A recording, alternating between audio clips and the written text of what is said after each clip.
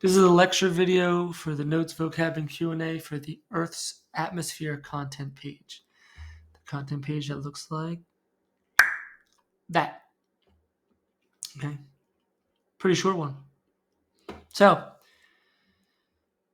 in the directions, it tells you that when you're done reading that, to go back and get from the resource table this Life and the Atmosphere note sheet. It says Life on Earth at the top.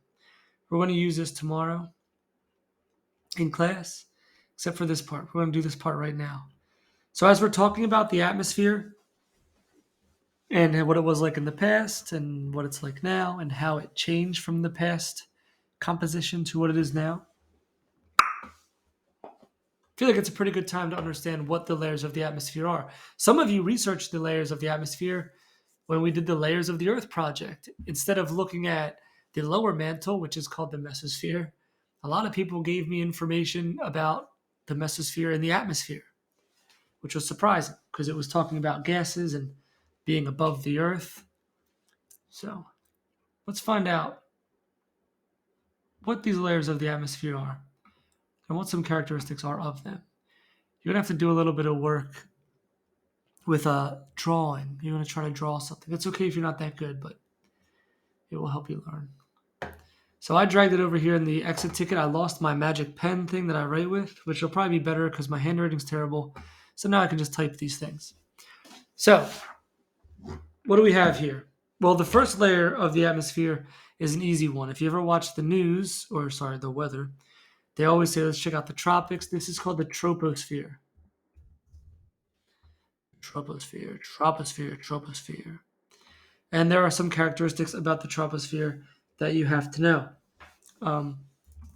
We live in the troposphere. Troposphere is where we live. That's where all weather happens. This is going to get crazy. This is where all weather happens. Good, I can make it smaller. What are the characteristics get here? The temperature gets colder as you go higher. That's because the sun waves or the sun radiation, solar radiation, doesn't actually heat up the air itself. It heats up the ground, and then the ground radiates heat from it, which heats up the air because of the composition of our air. It doesn't get heated up by the sun, the ground does. Okay. What else we have here? We can put that it is about 9 miles high. That's about the top of the troposphere.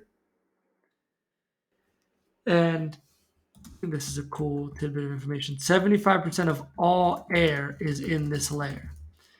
So if you talk about air, about gases, 75% of it in our entire atmosphere, out of all of it, is located in the troposphere.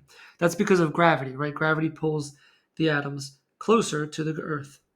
So let's move on to the next one. I'm just going to do a little copy paste here to keep everything the same size. I didn't think it was going to work. The second layer is what we call the stratosphere. You've definitely heard that word before. So the stratosphere has some qualities that you need to know as well. So the stratosphere is not where we live. This is where, very important, ozone is. The ozone layer. The ozone layer exists there.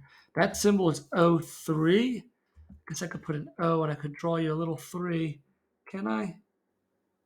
That's a terrible 3, but that's a little 3. O3 is what ozone is. That's the chemical formula for ozone.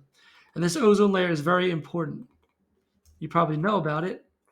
It protects us from solar radiation. Now, some solar radiation comes through the ozone layer, but that absorbs a lot of it.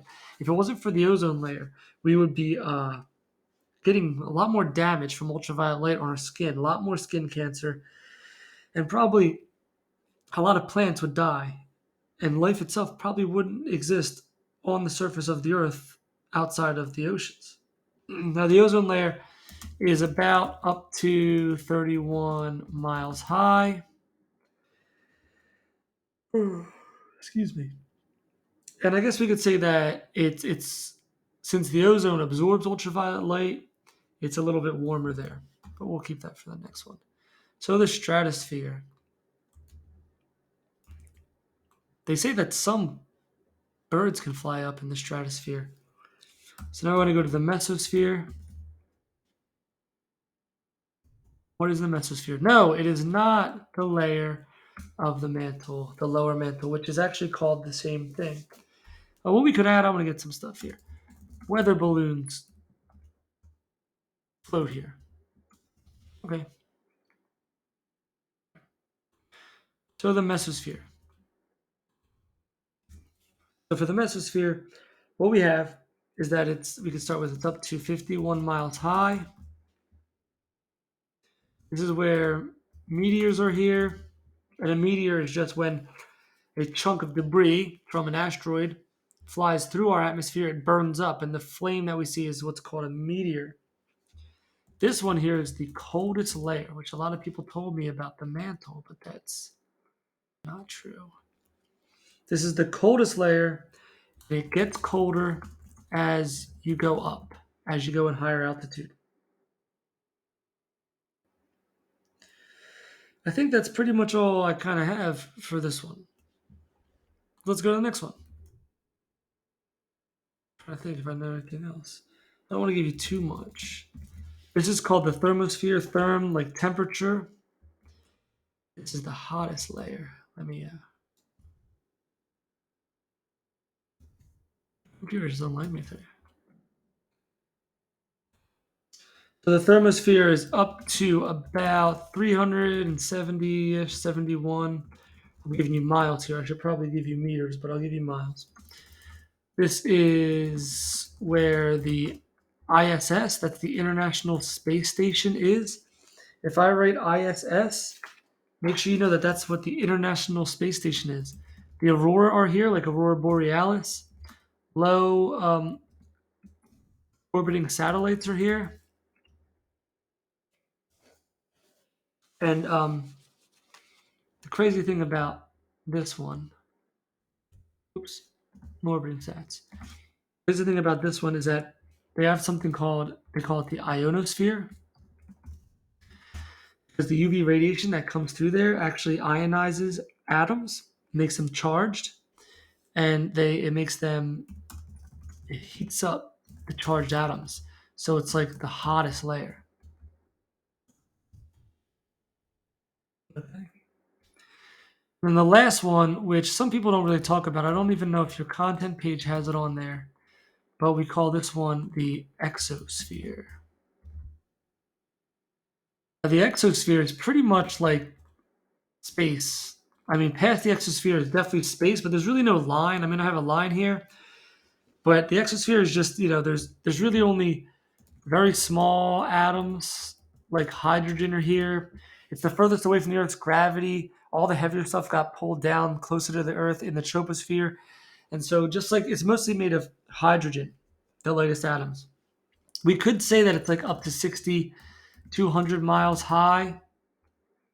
Um, High satellites are here.